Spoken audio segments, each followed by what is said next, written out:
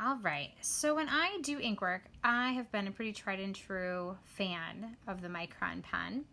Since I started bullet journaling, I've really gotten into using the Sippa brand. They both have very similar qualities. Sippa's a little bit smoother maybe than the Micron. Tonight, I'm gonna use my Sippa pen.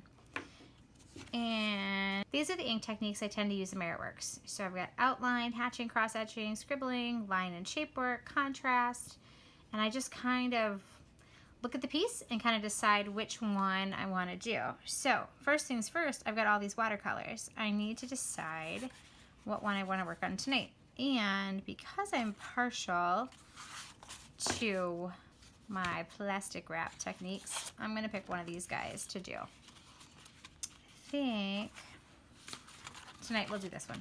Really, there's no rhyme or reason to it. You just kind of look at your painted surface and decide what you want to emphasize with the ink. You can also use, if you're going to really get into texture work, you can decide what you're also going to mask too. So a good basic step, if you are a little nervous about where to start, is just you go with outline. It's nice and basic. And remember, there's really no way you can screw this up. Just kind of go for it. So let's see. I tend to really like to emphasize edges in my pieces. Sometimes I'll close them off, sometimes I'll leave them open. I might let the painting kind of dictate where the emphasis happens, or I'll kind of control it and manipulate it a bit.